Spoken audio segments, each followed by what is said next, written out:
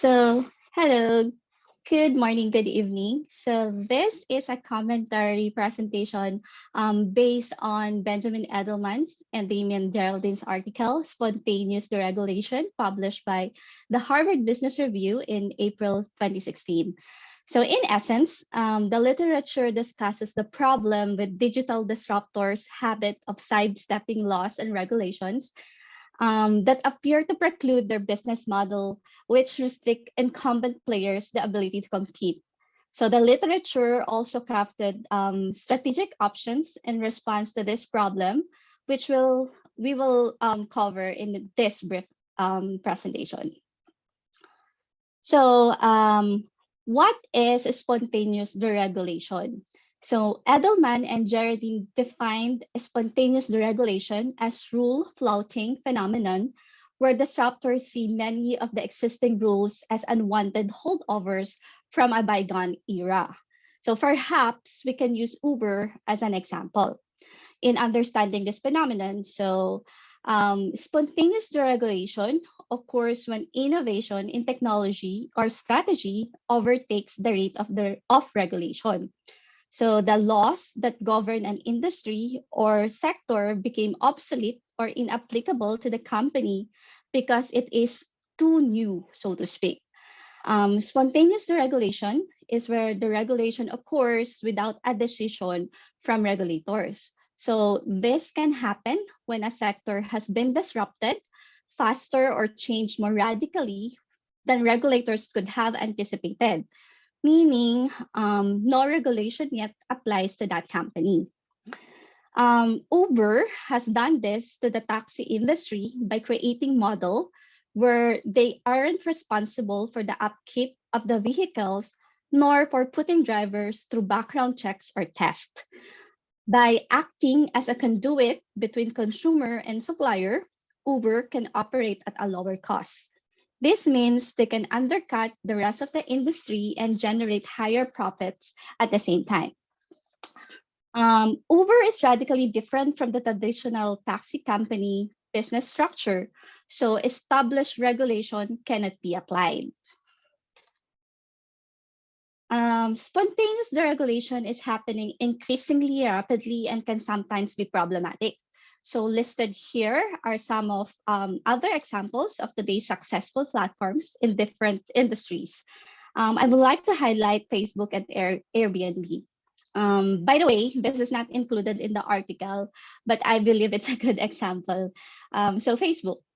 Facebook is the world's most popular publisher, yet the company is subjected to many criticisms on how they handle users' data and alleged monopoly on social networking. Diba, they acquired Instagram and WhatsApp. And recently, the US Federal Trade Commission has filed an antitrust lawsuit against Facebook for its anti-competitive conduct and unfair methods of competition. So another example is Airbnb. Airbnb hosts skip taxes, zoning, and safety protections that add complexity and expense to the hotel business. So these disruptors make the rules for themselves as they go along, because in fairness to them, as their platforms reshape the market, the scope of activity subject to regulation tends to decrease and various forms of protection disappear.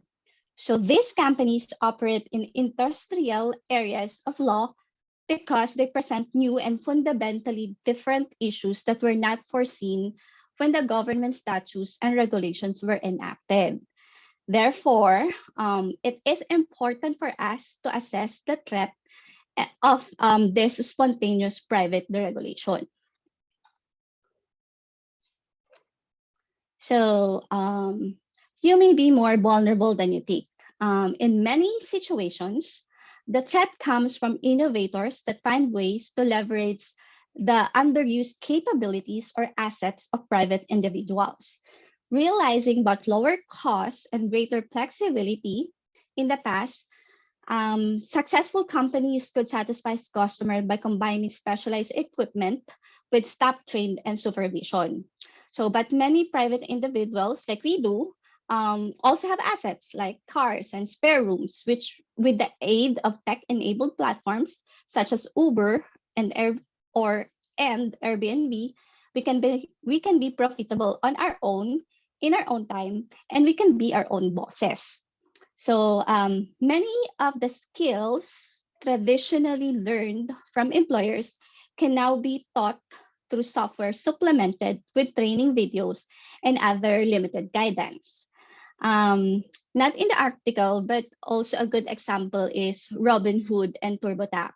So Robinhood was founded to democratize the stock market.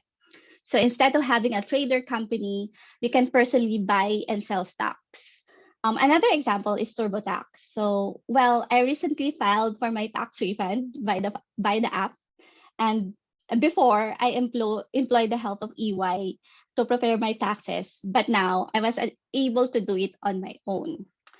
And so finally, private individuals can more easily avoid regulations that constrain established commercial providers. Um, like, for example, taxis must wait in queue at airports, but Uber cars can easily cut the line. Um, High-end incumbents often believe that they occupy a relatively safe niche, but in reality, they are very threatened. In the hotel industry, secure market positions are equally uncertain.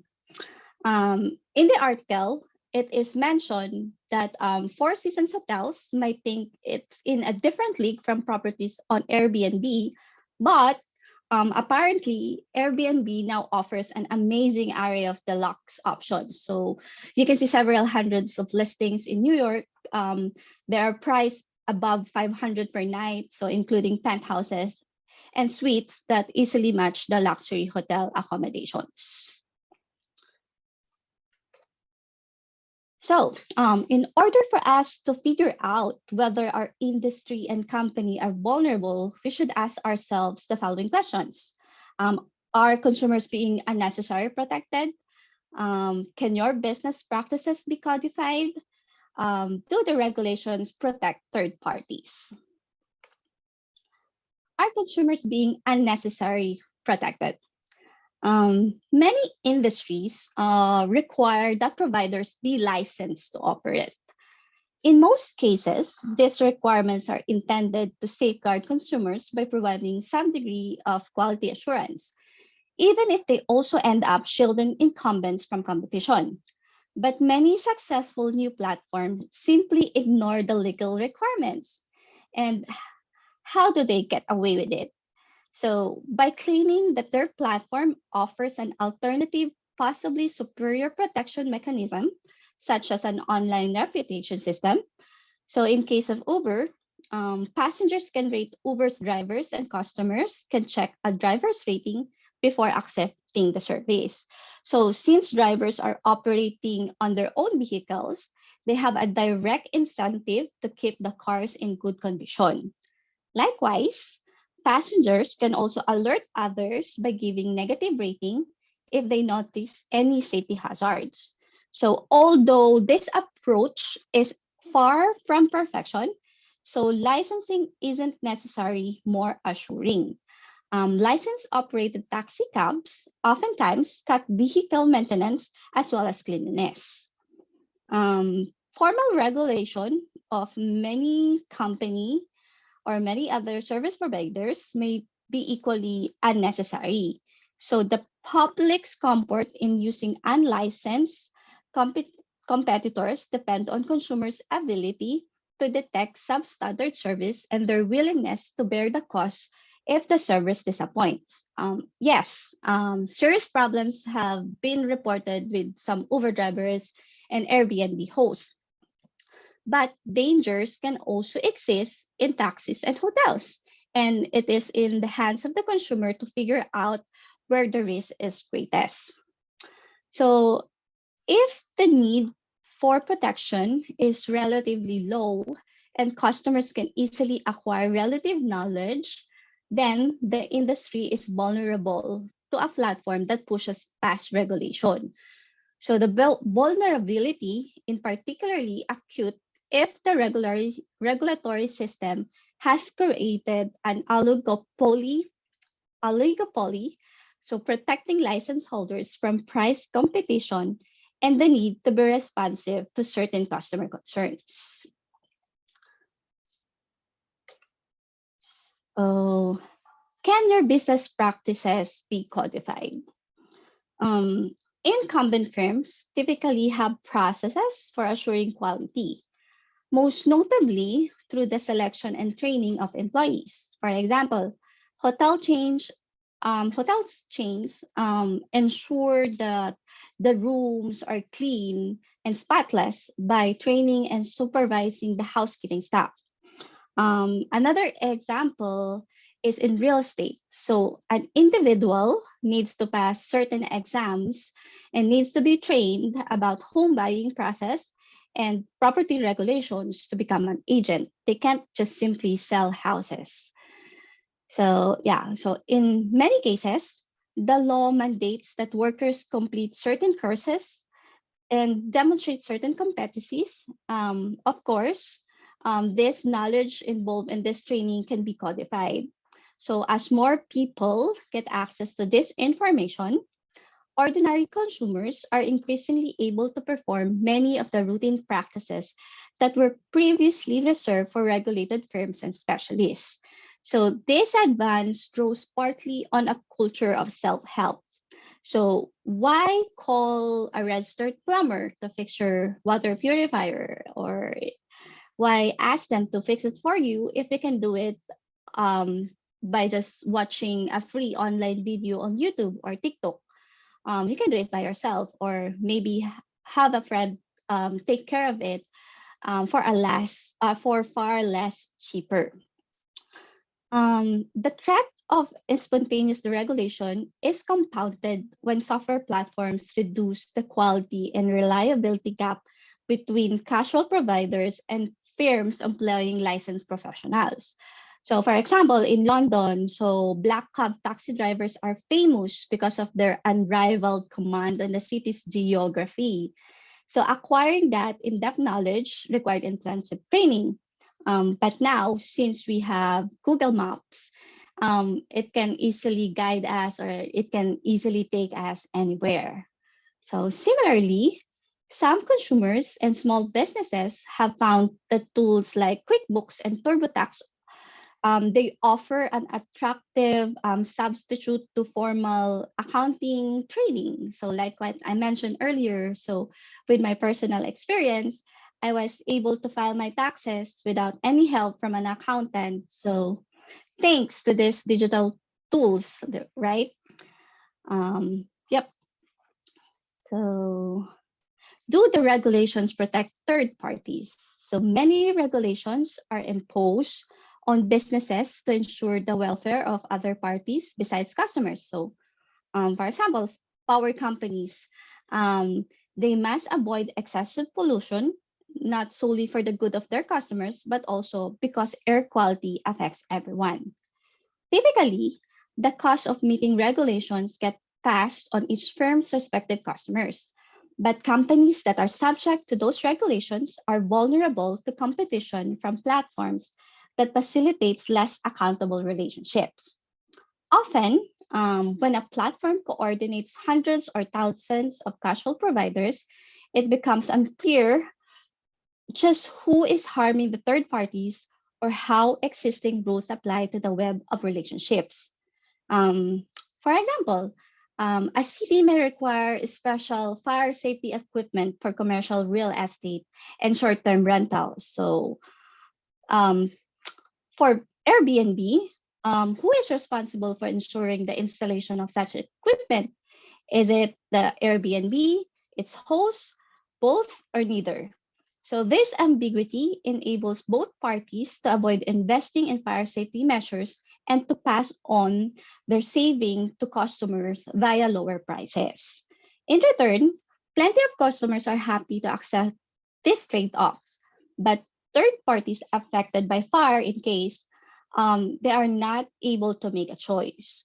So, and if some parties, like hotels, are rigorously inspected and Airbnb accommodations are not, the former will find themselves at a cost disadvantage. If the answer to the previous three questions is yes, then the business is at greatest risk of a spontaneous private deregulation or already facing the threat. So now we examine the strategic options, and they are option one, call your lawyer. So, when a competitor enters the market and ignores key regulations, it is natural to seek legal assistance. This strategy can be effective if the incumbents and those protected by the regulations unite behind it.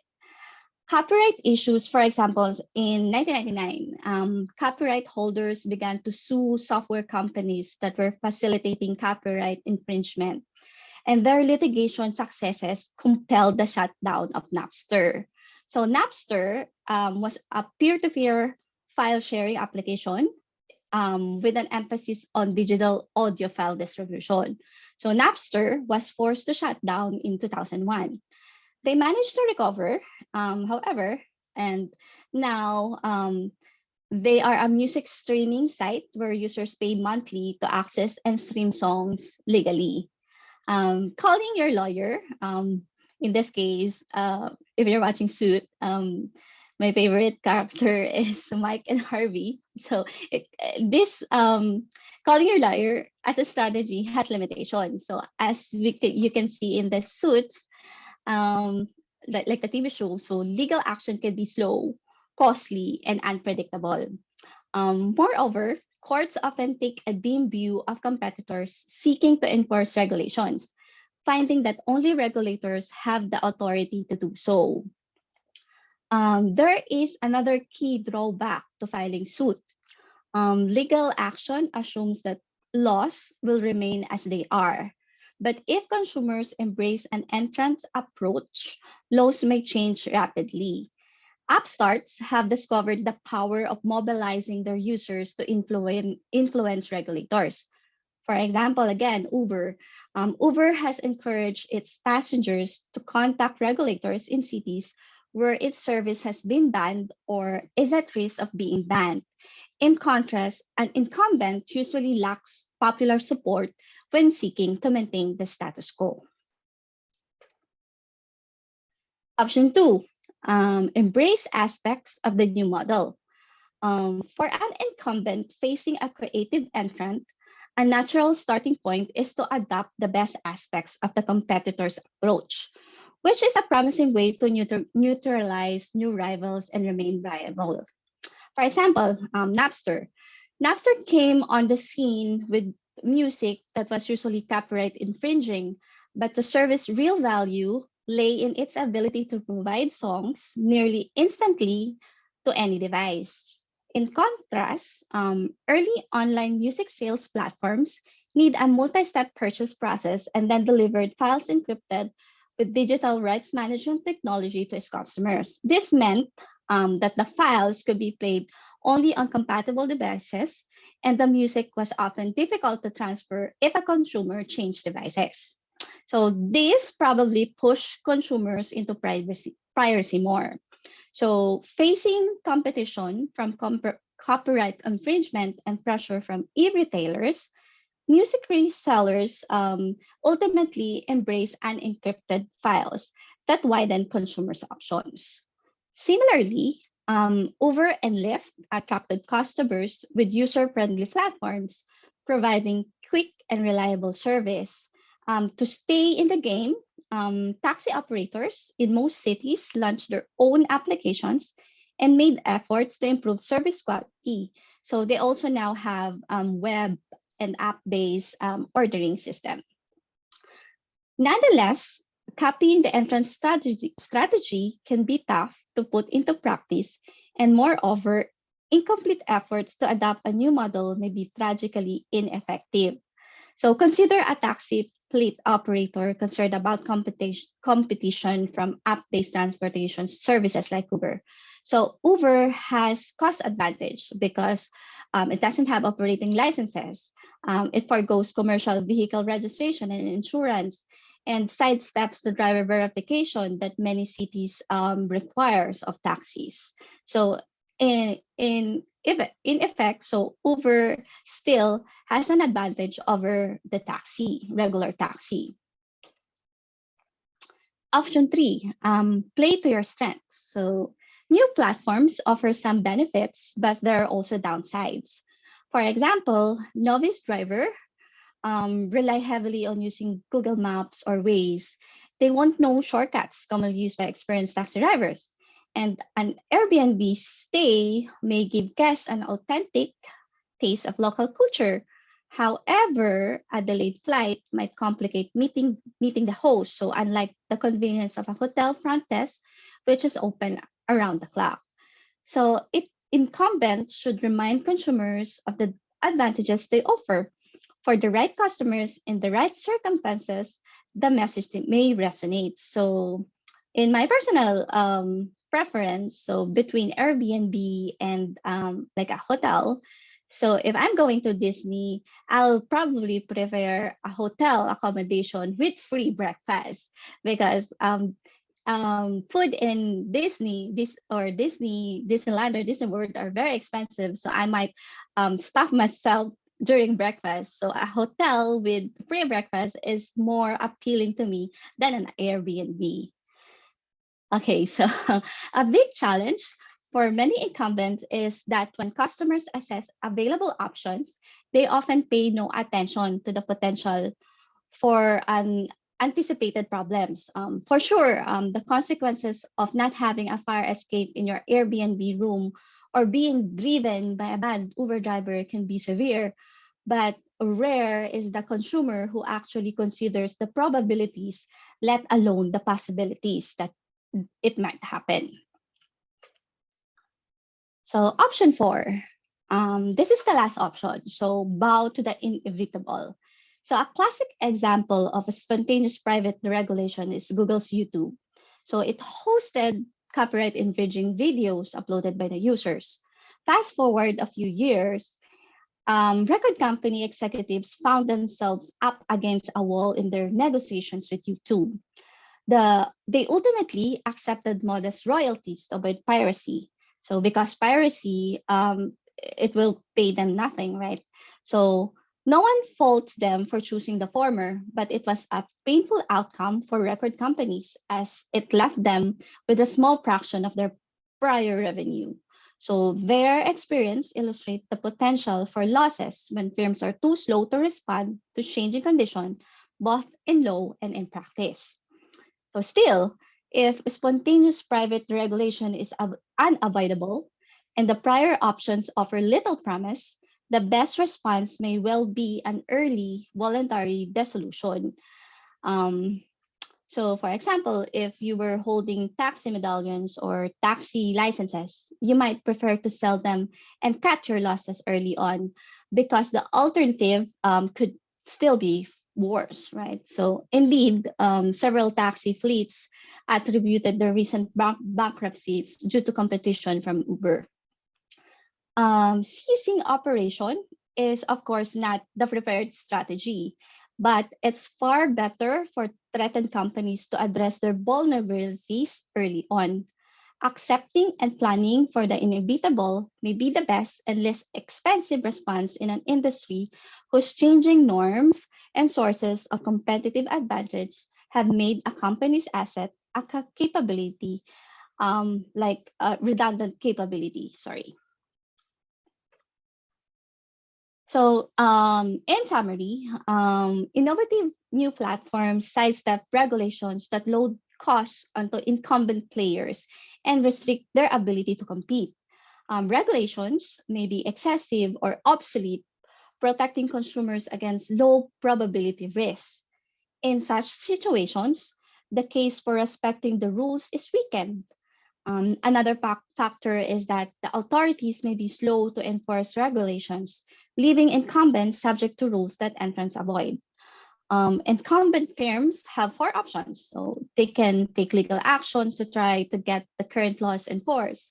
Alternatively, they can embrace aspects of the new entrance model or look for ways to leverage what they do best. As a last resort, incumbents may have little choice but to bow gracefully out of business.